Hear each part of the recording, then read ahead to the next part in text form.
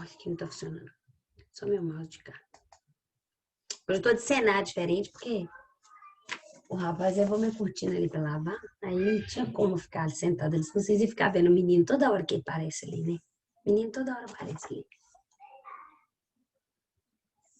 Lá, povo.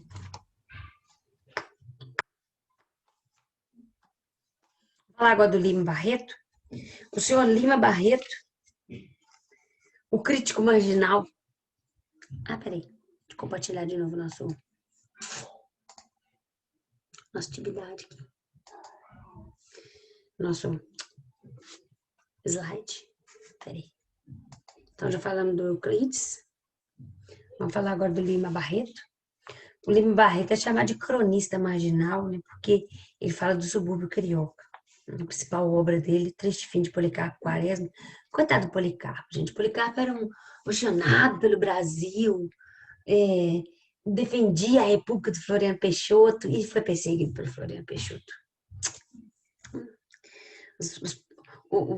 Os problemas políticos sarcasticamente apresentados pelo Lima Barreto. Esse aí que gostava mais de uma linguagem mais coloquial, não prezava muito esse trem de pontuação, nada, e aí deixava os parnasianos enlouquecidos, enfurecidos. Ó, Lima Barreto foi vítima de preconceito por ser mulato, claro, né? Sociedade escravocrata que ainda era. Alcoólatra, foi internado no hospício 2 vezes. Então, você é um louco, não é? Militante socialista, defendeu os direitos da mulher, denúncia das desigualdades e preconceitos, ridicularizou políticos e a classe média. Descreveu os subúrbios e os personagens marginais do Rio de Janeiro. Por isso que ele é considerado aí o cronista marginal, né? Coitado, começou a estudar lá no Colégio Pedro II, cursou engenharia, mas em decorrência dessa loucura dele, né, doença mental, abandonou aí para trabalhar e garantir o sustento da sua família e acabou se tornando um escritor. Esses desgostos domésticos dele também foram a revolta contra o preconceito racial, né? A vida difícil que ele tinha, que ele era um funcionário de secretaria, ou seja, era funcionário público, né? A matéria dele, ele era funcionário público. E as constantes crises de alcoolismo, de internação, isso tudo aí fizeram com que ele fosse assim, um crítico severo, né, da política do Brasil.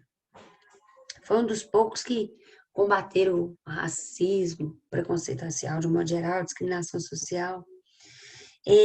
Essa abordagem dele de preconceito aí, né, de lutar contra o preconceito, está presente na obra Clara dos Anjos, né, o próprio nome já disse, Clara dos Anjos. E essa grande obra dele, né, o Triste Fim de Policarpo Quaresma, que ele faz aí ele aponta digamos assim, as atrocidades da época. Ele era muito apaixonado pelo Rio de Janeiro também, então por isso ele escolhe o subúrbio para poder falar, né? E esse principal romance dele, como eu falei, O Triste Fim de Policarpo Quaresma, é contextualizado no final do século XIX, né, do Rio de Janeiro, e vai narrar as frustrações desse aposentado, esse funcionário público aposentado, que é o Policarpo Quaresma, né, que é um homem, assim, bastante metódico, fanático pelo seu país, como eu falei, né, muito fanático, mas é um sonhador, coitado, é um ingênuo, tanto a ponto que ele dedicou a vida para estudar as riquezas do Brasil, quantidade de rios, todas essas inutilidades, digamos assim, né? Cultura popular, fauna, flora, área geográfica. E a primeira decepção dele, do Policarpo Quaresma, se deu quando ele sugeriu que a língua portuguesa era emprestada para o Brasil. Então, que a gente tinha que adotar, substituir o português pelo tupi, como sendo língua oficial. O resultado disso aí foi a internação do Policarpo Quaresma no hospício, né? Olha, bastante parecido com a própria vida do Lima Barreto, né? E aí ele foi internado no hospício. Esse Triste Fim de Policarpo Quaresma virou filme, filmografia brasileira, até feito pelo autor, o ator é aquele Paulo José, é muito bom ator, por sinal. Aí tem partes que ele faz o filme vestido de de índio, porque ele ia vestir de índio mesmo para repartição, para trabalhar. Então, o Policarpo Quaresma, depois que se aposenta, vai dedicar-se à agricultura, num sítio chamado Sítio Sossego. Tudo que não tem, né? É o sossego. E aí, acreditando na fertilidade do solo, coitado, né? Ele se depara com a dura realidade. Ó, aí vem a crítica. A dura realidade. Primeiro, o solo é improdutivo, os insumos agrícolas são caríssimos, como estão hoje também, um saco de adubo R$ 107. E ainda tem o ataque das pragas, né? As saúvas. E a falta do apoio ao pequeno agricultor. Essa falta do apoio vai ser falada depois também pelo Monteiro Lobato, não é? Não tinha um curso do Senar para poder apoiar, tinha um Ematec, tinha um engenheiro agrônomo para ajudar o povo, não tinha nada disso, não tenta falar disso aí, né? E aí, quando ocorre a revolta da Armada, né, aconteceu no Rio de Janeiro, na obra, o Quaresma decide apoiar, então, o então presidente, que é o Marechal Floriano, né? E ele vai como voluntário, né?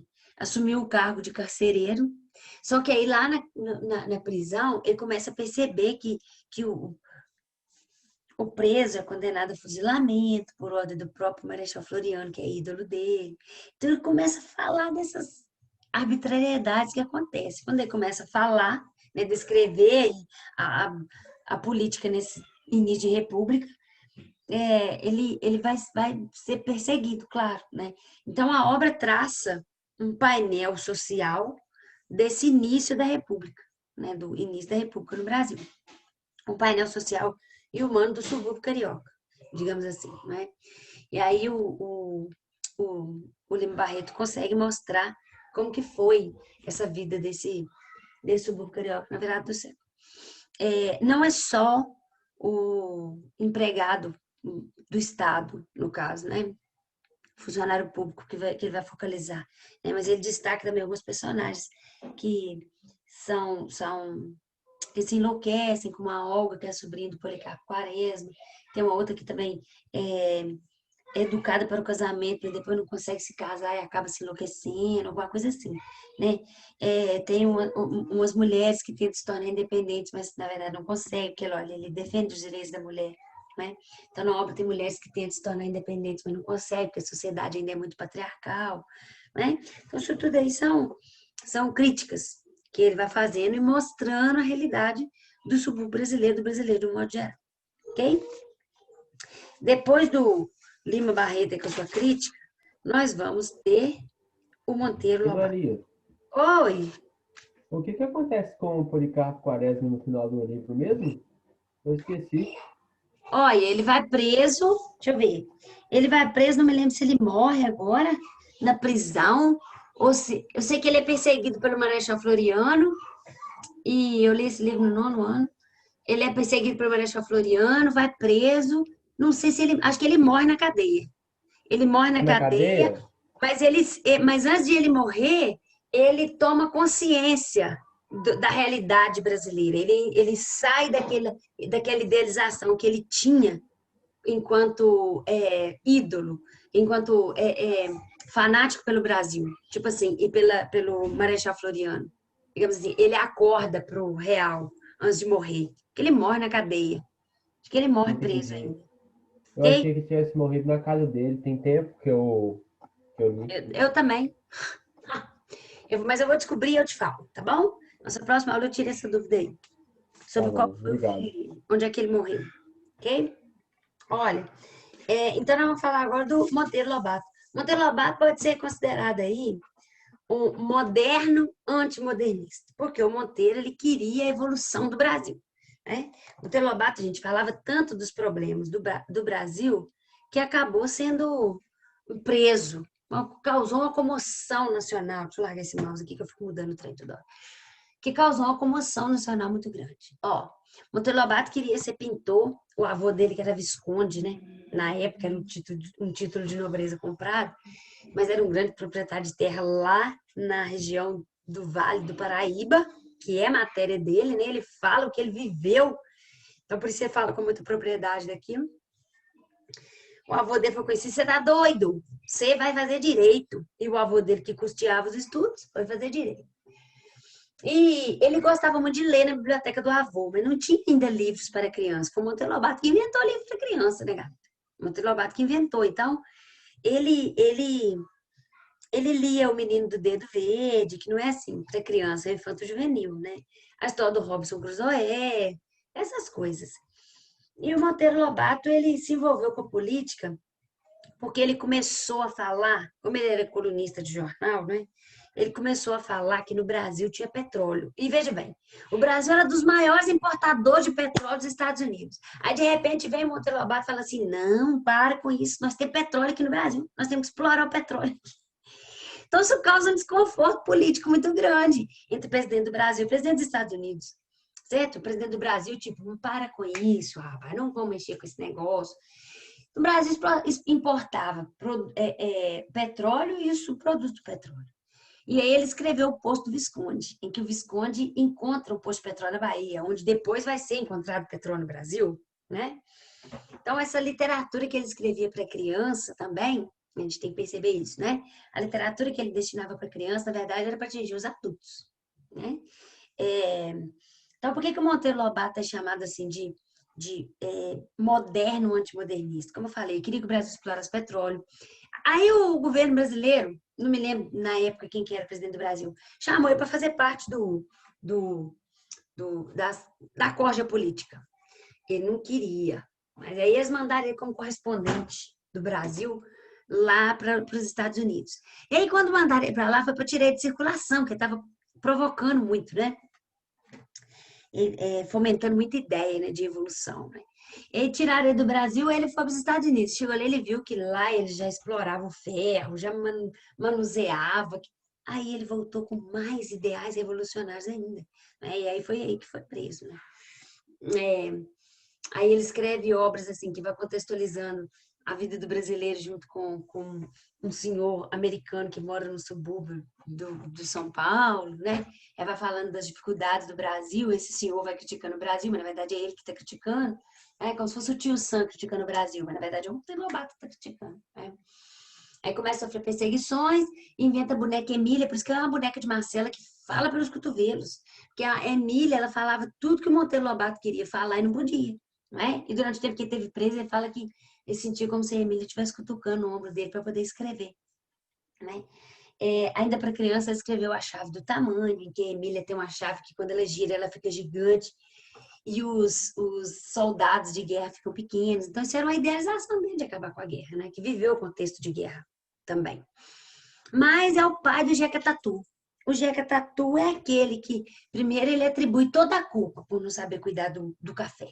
Porque aí ele herdou aquela fazenda do avô dele, sabe? O avô dele morreu, ele herdou aquela fazenda. Ele falou, agora eu fico rico plantando café. Começou a plantar café, mas ele não tinha paciência, porque café, né, gente, demora um tempo para o café se pagar. Né? Primeiro você tem que ter dinheiro para gerir aquilo dali. Demora de 5 a 6 anos para a lavoura começar a se pagar e te dar lucro. E aí ele se deparou com isso. Igual o Quaresma lá, na obra do Monteiro Lobato, se deparou com a terra infértil, produtiva, o Monteiro Lobato, na vida real dele, ele se deparou, além da infertilidade do solo, com o Jeca Tatu que não sabia cuidar da terra. O Jeca Tatu, chamado de Urupê, que quer dizer queimador de mato, por muito tempo foi assim, taxado pelo Monteiro Lobato como o culpado pela improdutividade da terra, porque ele punha fogo. Por exemplo, plantou o milho, aí sobra muita bagaceira, né? Esse exemplo que nós falamos do realismo, que tinha aquelas respigadoras que tinha que catar o milho antes do sol se pôr, né? Uma obra do François Millet, uma obra pictórica dele, que tinha que recolher aquelas espigas todas, chamava respiga. Então, depois que você faz isso de tirar as espigas, sobra aquela palha toda de milho, né? O milho é um pé gigantesco. O Jeca Tatu juntava aquilo tudo e ateava fogo. Aí a terra fica fofa, muito fofa. Ele achava que a terra estava ficando produtiva, mas não. Estava queimando todos os nutrientes da terra. Então, por isso que ele é muito polêmico, né? Ele vai falar depois ele pede desculpa ao Jeca. Por muito tempo eu te critiquei, eu achei que você era o culpado, mas agora eu percebo que a culpa não é sua. Se você não sabe cuidar da terra, é porque a educação não chega até você. Né? O Jeca Tatu, ele é barrigudo. aquela barriga grande é de vermes. Por quê? Porque o saneamento básico não chega até ele. Então, ele faz suas necessidades fisiológicas no meio da plantação, né? E tem uma parte de urupês, por exemplo, que tem uma conversa assim, entre o médico, esse daí também é outro que apoiava a ciência, né? Do Oswaldo Cruz lá. Né? Ele queria colocar na cabeça do Jeca Tatu que a ciência é que toma conta da nossa saúde, e não os excrementos de animais que eles fervem lá e bebem, a curandeira, as simpatias, a cachaça queimada com outros trem, com outras ervas, né? Porque o povo da roça acredita muito nisso, até hoje, né? Então, ele queria mostrar para o Jeca que era a ciência que cuidava. Então, tem uma parte que ele fala assim, Jeca Tatu, tira, então você tira, o médico vai saber, então você tira sua bota e anda aí nessa lama. Aí o Jeca andou. Aí depois senta aqui, põe o pé aqui em cima, olha aqui com essa lupa. Aí o Jeca viu que realmente tinha os bichinhos, os vermes que entravam nos poros da sua pele. Aí o Jeca fala assim, mas não é que é mesmo? Viu, Jeca? Tá vendo que a ciência que sabe das coisas? Então quer dizer que isso era um movimento que apoiava o Oswaldo Cruz, né? Com a vacina lá, curar o corpo doentio do brasileiro da época. O Jeca Tatu vai mostrar, então, o Monteiro Lobato vai mostrar, então, a fraqueza do homem do campo. Ao passo que o Euclides da Cunha mostra a fortaleza, o sertanejo, antes de tudo, é um forte. Não tem o raquitismo exaustivo dos neurastênicos do litoral, dos mestiços neurastênicos do litoral. Aí o Monteiro Lobato vai mostrar a fraqueza dele, né? Porque ele não tem saúde, né? E quando ele fala que não tem saúde, porque saneamento básico não chega, não sabe cuidar da terra porque não tem um custo do Senar, não tem um engenheiro técnico agrícola da Emater para poder ajudar. Quem que está criticando? Política do Brasil, certo? Então, por isso, coitado, né? Foi tão criticado, criticou o atraso do país, nacionalista, moralista e conservador. Tão conservador que fez críticas ferrenhas ao modernismo, né? A Anita Malfatti, quando a Anita Malfatti, que já tinha viajado o mundo inteiro, tinha passado a temporada em Nova York estudando e fazendo suas obras pictóricas lá baseadas no Nu Cubista do Picasso, fez uma exposição com seus quadros de Nu Cubista. Monteiro Lobato, conservador do jeito que é, fez aquela crítica ferrenha porque ele era colunista do jornal. Aí aqueles modernistas todos vieram em defesa da Anita Malfatti, né? Os Andrade lá, o Oswald, o Mário, o Manuel Bandeira, todos eles vieram em defesa da Anita Malfatti e foi uma confusão danada. Ele fala assim que esse povo pensa como é que ele fala? O artigo era intitulado Paranoia ou Mitificação, porque o povo acha que essas pinturas expressionistas, né, que era o caso da Anita Malfatti, é uma deformação mental, porque não é só pegar a realidade nua e crua e colocar na tela. Por quê? É o que eu estou falando. Toda corrente literária, todo movimento de vanguarda que chega, que nasce, que surge, a obrigação dele é romper com o que está em vigência. Não é? Ele foi um pré-modernista, ele queria o avanço do Brasil, mas ele era muito conservador, ainda assim. Né? Deixa eu ver quem está falando comigo aqui. Gente, o negócio some de uma para outra. Deixa eu ver as outras aqui primeiro. Peraí. 10:10, está na hora ainda. Peraí. O que quer dizer que crítico ferrenho? Minha filha criticava assim, com muita ferocidade, tá? Porque ele falou mesmo, ele fez um artigo, escreveu um artigo falando da Anita Malfatti. Deixa eu ver se eu acho o artigo dele. Como é que ele fala? Porque ele era um visionário, né, gente? Ele tinha essa abertura assim, ideológica para o avanço do país, mas ele não queria nenhuma tela de nu cubista sendo exposto, entendeu? Sendo exposta. Então, por isso que ele era um crítico ferrenho, defendia assim, com muita garra, né, os valores. Por isso que ele criticava esse nacionalismo, esse ufanismo cego também, né? Como eu falei, tinha essa abertura ideológica, né? Defensor do progresso material e cultural. Mas participou da campanha do petróleo, né? O escândalo do petróleo. Sabe o que o Monteiro Lobato fez, galera? O Monteiro Lobato, ele fez uma campanha do petróleo, por isso que é o escândalo do petróleo. Ele precisava que o povo entendesse que no Brasil tinha petróleo. E ele precisava de financiamento para poder explorar o petróleo. Porque como é que ele ia fazer para explorar o petróleo? Ele não tinha dinheiro para isso. Então ele criou por conta dele. Conseguiu adeptos, né? Gente com dinheiro. E ele criou por conta dele. Ele tinha uma companhia, que chamava Companhia Editora Nacional. Ele criou por conta dele um movimento em que as pessoas entregavam dinheiro na mão dele para explorar o petróleo. Olha que loucura.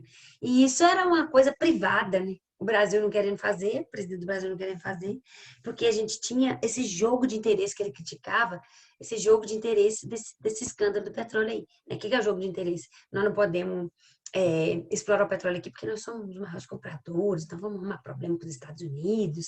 Né? Então, ele denuncia isso, né? Na obra dele. Ele denuncia isso tudo. E, O Marina, Monteiro... Oi? eu vi também, não lembro onde, que ele era muito racista. Inclusive, dava para perceber no sítio Pica-Pau Amarelo, né? Então, Questão rapaz, dos empregados negros e o pessoal branco. isso gerou uma polêmica muito intensa, né?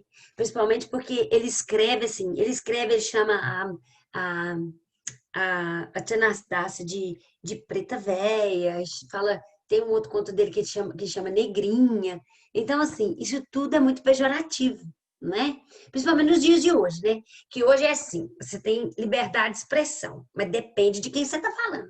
Senão você não é liberdade de expressão mais, não. É racismo, é preconceito, é homofobia. A gente vive num mundo muito conturbado hoje, né? Não foi a época dele, né? Naquela época, é, assim, naquela época era uma sociedade escravocrata de verdade, né? Então ele recebeu essa alcunha aí de racista, né? Teve ter problemas agora por alguns anos atrás aí, mesmo nessa década já, né, teve problemas por causa dessas obras dele, né, de colocar esses nomes, né, nos personagens.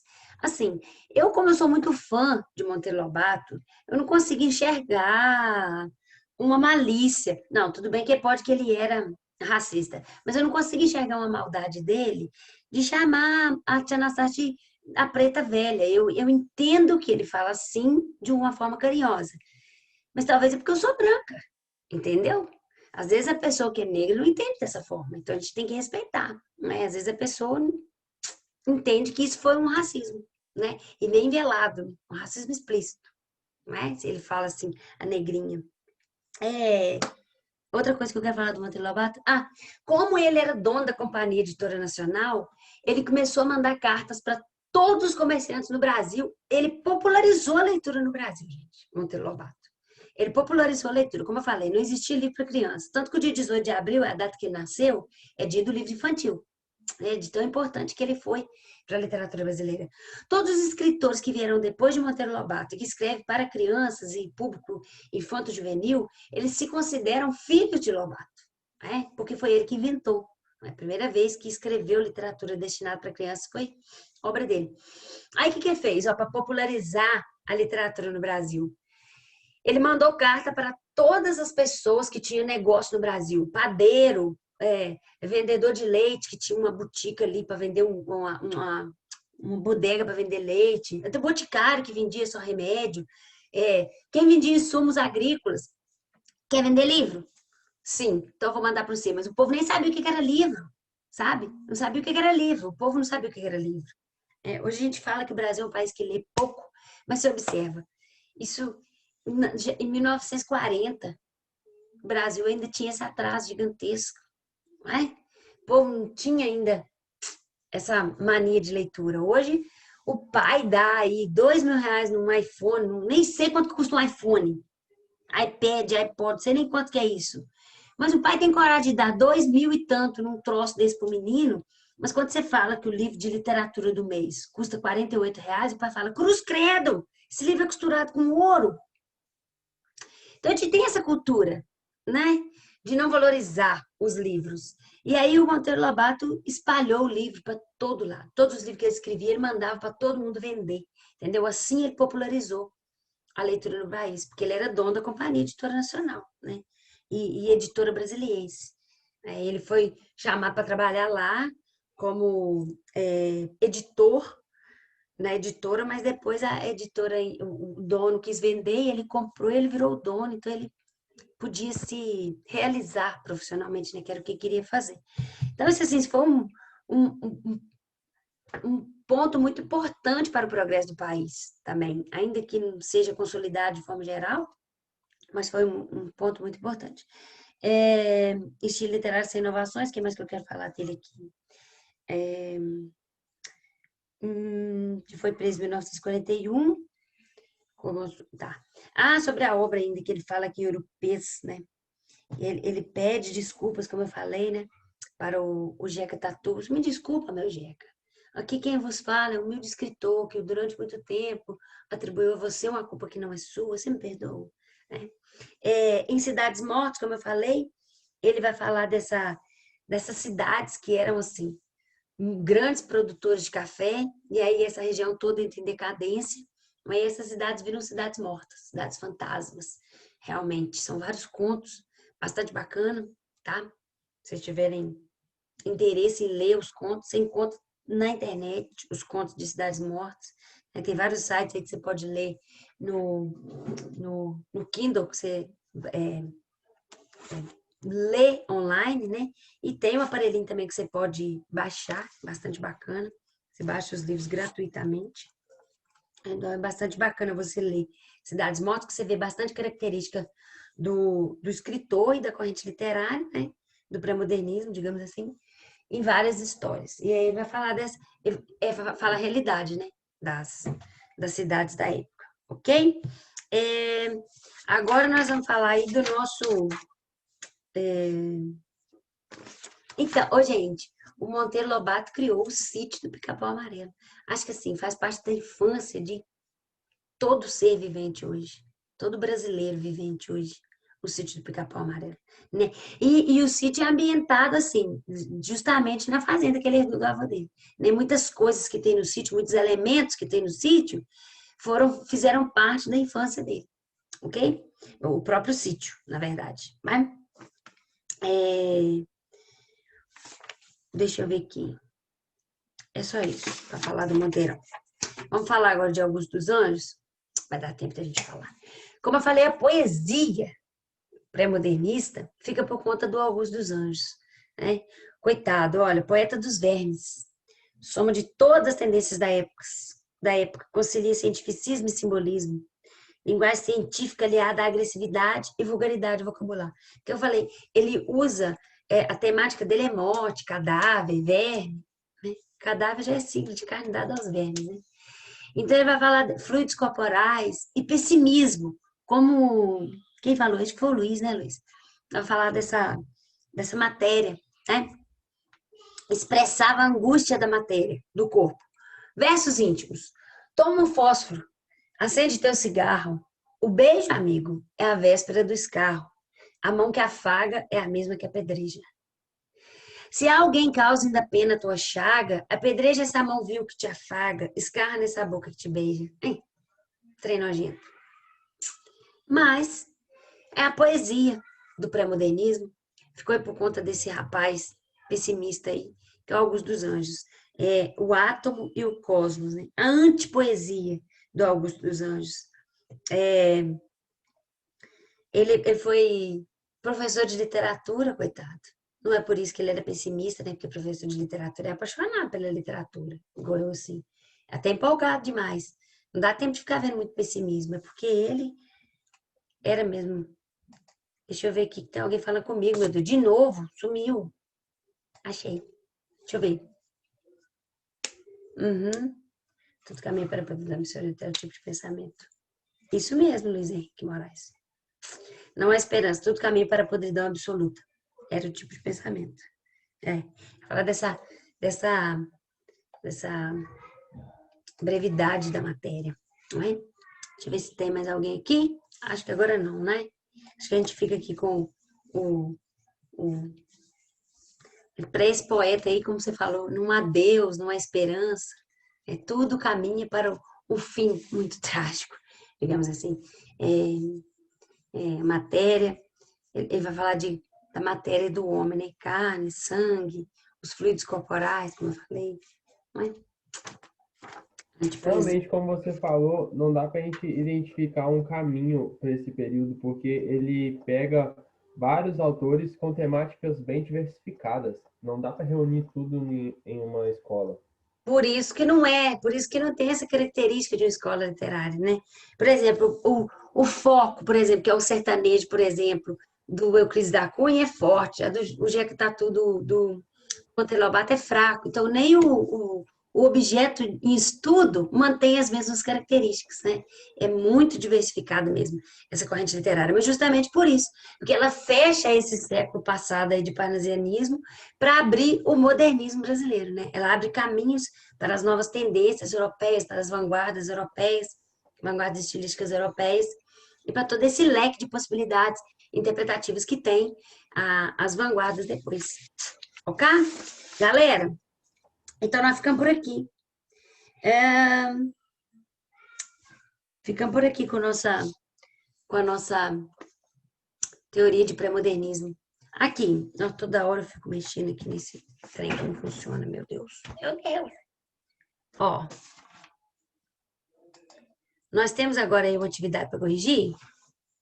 Uma atividade que eu deixei para vocês. Cadê? Deixa eu achar ela aqui. De pré-modernismo já, não é? Ó. Lê o fragmento do romance Triste Fim de Policarpo Quaresma. Quase todas as tradições e canções eram estrangeiras. O próprio Tangalomango o era também. Tornava-se, portanto, preciso arranjar alguma coisa própria, original, uma criação da nossa terra e dos nossos ares. Essa ideia levou a estudar os costumes tupinambás. Está falando aí do nosso amigo, né? Coitado. Nosso amigo Policarpo. E como ideia traz outra, logo ampliou seu propósito, e eis a razão por que estava organizando um código de relações, de cumprimentos, de cerimônias domésticas e festas, calcado nos preceitos tupis, que é quando ele queria transformar a língua tupi em língua oficial do Brasil. Nesse fragmento, compreende-se que a preocupação central do protagonista, a qual se estende por toda a narrativa, é a preocupação do protagonista, resgatar culturas brasileiras originais. Ok? Bem facinho isso aqui, né? Questão 2. O escritor Lima Barreto faleceu em 1922, com saúde psicofísica cronicamente debilitada. Porque, coitado, vocês lembram que já era doido, né? Foi internado várias vezes, bebia demais, alcoolismo. Então, o físico dele também foi pro brejo muito cedo. Nesse mesmo ano, ocorreu a Semana de Arte Moderna no Brasil, cujo propósito foi o resgate cultural de temas nacionais. Neste contexto do romance Triste Fim de Policarpo Quaresma, o autor, novamente, nós vamos ficar com a letra B, planeja disseminar aspectos da formação nacional desconhecidos do grande público. Ok? O trecho que segue é da personagem Olga, de Triste Fim de Policarpo Quaresma, romance de Lima Barreto. O que mais a impressionou no passeio foi a miséria geral, a falta de cultivo, a pobreza das casas, o ar triste abatido da gente pobre, havendo tanto barro, tanta água, porque as casas não eram de tijolos e não tinham telhas. Eram sempre aquele sapé sinistro e aquele sopapo que deixava ver a trama de varas, como o esqueleto de um doente. Porque ao redor dessas casas não havia culturas, uma horta, um pomar. Por quê, meu Deus? Não podia ser preguiça só ou indolência. Para o seu gasto, para o seu uso próprio, o homem tem sempre energia para trabalhar relativamente. Seria a terra? Que seria? E todas essas questões desafiavam a sua curiosidade, o seu desejo de saber e também a sua piedade e simpatia por aqueles párias, maltrapilhos, mal alojados, talvez com fome, sorumbáticos. Olha, aqui a gente está vendo uma visão da Olga da realidade, né? Está criticando aí, por que esse povo não planta, não colhe, não cuida da horta ao redor, né? O Monteiro Lobato explica lá com o Jeca Tatu, ele não colhe, ele não planta, ele não cuida da casa ao redor da plantação ao redor da casa, porque ele mora ali de favor. Um dia o patrão dele vai mandar ele embora e ele não vai levar nada dali. É simples, é assim, certo? É possível estabelecer um paralelo entre a passagem acima e outros textos da literatura brasileira por apresentar reflexões críticas em relação à miséria, similares ao pensamento de Olga. Essa abordagem ocorre nas referências abaixo, exceto em uma. Assinale o item cuja obra não é passível de ser relacionada com o exposto acima. Aí aqui está fazendo um apanhado das obras no geral. Né? Europeias, de Monteiro Lobato, a personagem Jeca Tatu, da zona rural do Vale do Paraíba Paulista, com sua casa de sapé e lama, faz sorrir aos bichos que moram em Toca e Gargalhar João de Barro. Isso aqui, ó, tudo está entre aspas, né? As pinhas que abrem com 6 e fecham com 9, que é o excerto da obra literária em si. O Monteiro Lobato fala assim que a casa do Jeca Tatu é tão mal feita, é de sapé, é de barro, é casa barreada, você sabe o que é casa barreada? Monta a estrutura da casa com... Monta a estrutura da casa toda de bambu amarrado, certo? Monta, monta a estrutura da casa toda de bambu amarrado com cipó, a estrutura, ok? Bambu amarrado com cipó. E aí faz um maceiro de barro, barro mesmo, barro, barro. E fica uma pessoa de um lado, lá de dentro da casa, outro lá de fora. E eles jogam ao mesmo tempo uma mão de barro naquela parede ali, entrelaçada de arame. E a casa vai ficando barreada, né? Não tem tijolo. Por isso que a Olga fala assim, por que não tem tijolo, não tem telha? Vocês viram no meio do barro, faz o tijolo de barro, certo? Mas é preguiça. Aí eles vão fazendo ali, ó, muito tempo, já que Tatu foi taxado de preguiçoso por causa disso. Né? Eles vão jogando aquelas mãozinhas de barro. Por que tem que jogar um no lado do outro? Porque senão ela passa direto, entendeu? A mão de barro. Então tem que ser ali no mesmo lugar, todo o tempo, entendeu? E é telhado de sapé. Né? Por isso que os bichos riem da casa dele, porque a casa do João de Barro, gente, o João de Barro tem como chama? Uma engenharia de invejar engenheiros do século XXI. Ele sempre sabe pro lado que chove, para fazer a casa dele pro outro lado, né? O lado que o vento sopra, né? E a casa dele faz um S, assim, né? Para ele poder se esconder também da claridade. Por isso que ele fala isso aí, então é verdade. Letra B. Em O Cortiço, de Luiz Azevedo, João Romão, na sua ganância, não comia um ovo, do que, no entanto, gostava imenso. Vendia-os todos e contentava-se com os restos da comida dos trabalhadores. Não, o João Romão... Não, o João Romão era dono do cortiço, uai. Não comia um ovo, do que, no entanto, gostava imenso, vendia-os todos e contentava-se com os restos da comida dos trabalhadores? Não, ele comia. É que, na verdade, ele dava era resto para os... Ele controlava todo o povo do cortiço, né? Em Morte e Vida Severino, João Cabral de Melo Neto, a carpideira afirma ao retirante de Severino que naquela região do Agreste pouco existe o que lavrar. Né? Em Vidas Secas, de Graciliano Ramos, tudo isso aqui são obras que retratam essa miséria, a mesma miséria do que o Monteiro Lobato fala, certo? Em Vidas Secas, de Graciliano Ramos, o narrador apresenta a personagem Fabiano muitas vezes em condição de penura, encolhia-se na presença dos brancos e julgava-se cabra. Fabiano, que é cachorra-baleia, não se achava homem como os outros. Em Duelo de Guimarães Rosa, a personagem Timpim, 21, vive na miséria, carrega umas mandioquinhas para a mulher que teve criança e não tem nada lá em casa para ela comer. Ele encontra com o povo retirante e fala isso daí, né? Que tá levando uma mandioquinha para a mulher que teve filho e não tem nada em casa para comer. Ficamos de novo com a letra B ali, porque o João Romão, ele comia, ele se alimentava assim, não tinha esse trem de que vendia todos os ovos e contentasse com o resto das comidas dos trabalhadores, não. Número 4. Nordeste, terra de São Sol. Irmã enchente. Irmã enchente, vamos dar graças ao nosso Senhor, que a minha madrasta seca torrou os seus anjinhos para os comer. São Tomé passou por aqui? Passou sim, senhor. Pajeú, Pajeú, vamos lavar pedra bonita, meus irmãos, com o sangue de 1000 meninos. Amém. Dom Sebastião ressuscitou. São Tomé passou por aqui?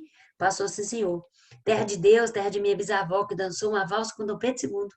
São Tomé passou por aqui? Tranca a porta, gente, cabeleira aí vem. Sertão, Pedra Bonita, tragam a Virgem para Dom no Peão. Nordeste em poemas, negros, Jorge de Lima.